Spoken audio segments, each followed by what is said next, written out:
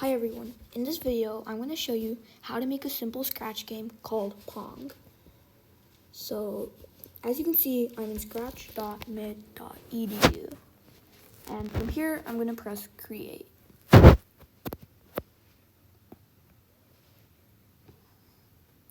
You can delete the tutorial, you won't need it.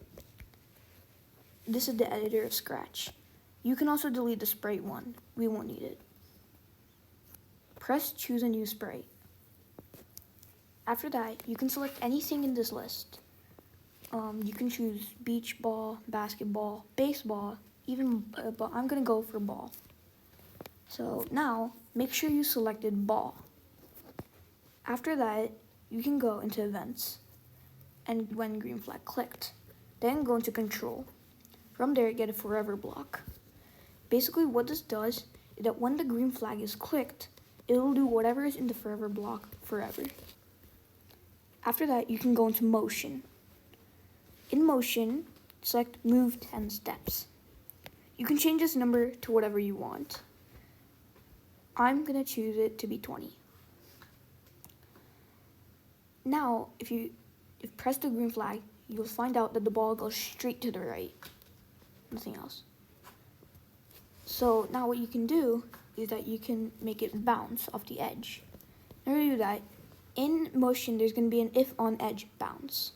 Put it below the move 20 steps.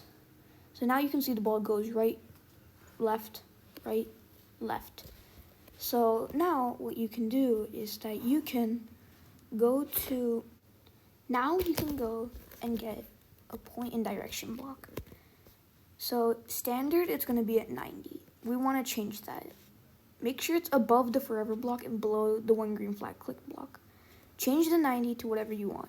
I prefer 45.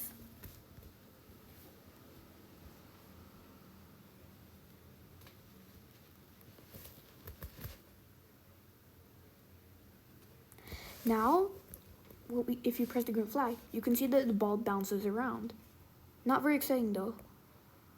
Even if it bounces around, we need a paddle. If you want to make the ball go faster, you can change the move 20 steps to something else. Move 10 steps will make it slower. If you want to go really, really fast, you can move 50 steps. Now it'll go really, really fast. But for this project, I'm just going to choose it to 20. After that, it's time to make a paddle. So go to choose a sprite and go to the search bar and type in paddle. And as you can see, it's the first option. So now drag the paddle below the ball. It has to be somewhere very close to the bottom of the screen. Right, and there. Yours is probably not going to be in the same position as mine. So now what we can do is make the paddle move. So what we'll do is make sure you've selected the paddle and go to events and when green flag clicked. Then get a forever block. Control. After that, you're gonna need motion. Set X to wrong block. Set X to 1. So after you got the set X block, go and get the mouse X block. It's gonna be in sensing. Now if you press the green flag, you can see that the paddle moves with the mouse. That's great. But the ball can go straight through the paddle, and we don't want that. We want the ball to touch the paddle and then bounce off. So in order to do that, what we can do is go back into the ball sprite. And then we can choose when green flag clicked, and forever, if touching, if block, and then go into sensing and get a touching mouse pointer block. Now, the touching mouse pointer block is going to make it so the paddle does what's in the if block if it's touching the mouse pointer. But we don't want it like that. We want it so it touches the paddle. So press on mouse pointer. After that, press paddle. Then you can go into motion and select the turn right 15 degrees block. What this will do is that it will turn 15 degrees every time. Change the 15 degrees to something else. I prefer 180. So now if we press the green flag, you can see that it'll bounce off. It'll bounce off the paddle. So now, what we need to do is we need to make a game over. So choose a sprite and search up line. As you can see, it's the first thing. So just get one, and then drag and drop it below the paddle. If it's above the paddle, whenever the ball is gonna touch the paddle, it's gonna go game over. That means you can't win the game. So now, after you put the line in the suitable location, go back into the ball, and then go down. Get one green flag clicked block, and then a forever block, and then an if block, and go back into sensing now. Now in the sensing, you can go and get the touching block, touching mouse pointer. We did this last time. Change the mouse pointer to line. Now go into control and get stop all. This makes it so that every time the ball touches the red line, it stops everything in the everything in the project. Well, we don't want to stop everything though. So instead of stop all, we can change it to stop everything in sprite. You don't have to do that though. So now you can press on paint. This is the paint editor.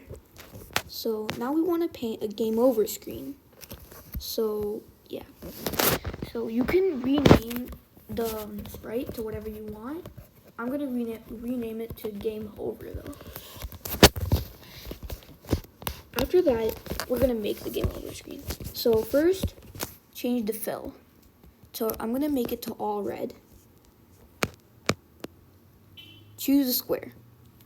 Now fill the whole thing. Now you can see on the screen there's a red.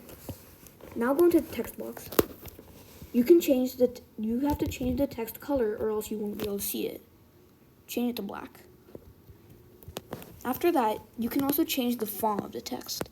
So normally, by default, it's set to sans serif. If you want to change it, you can do anything else. But I prefer pixel because it looks more like a game. And then now click on the center of the screen with the text box. Then type in game over. After that, you can center the thing. See that plus mark in the center of game over? Align it with the plus mark in the center of the square. It'll snap in, so you don't have to do a lot of work. After that, leave it. Go into code. Now, run green flag clicked.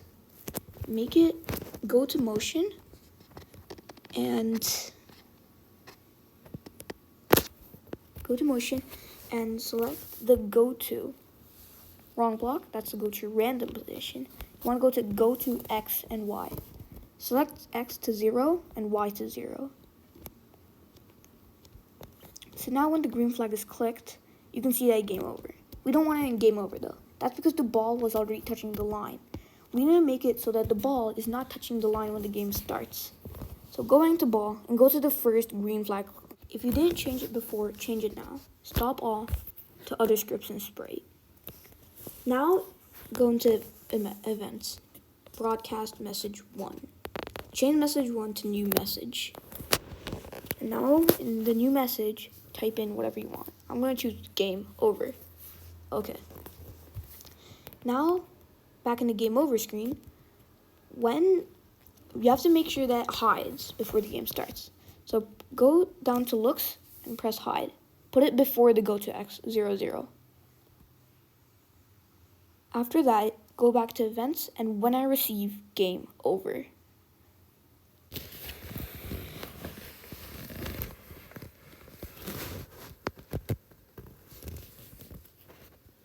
After that, you can go back to looks.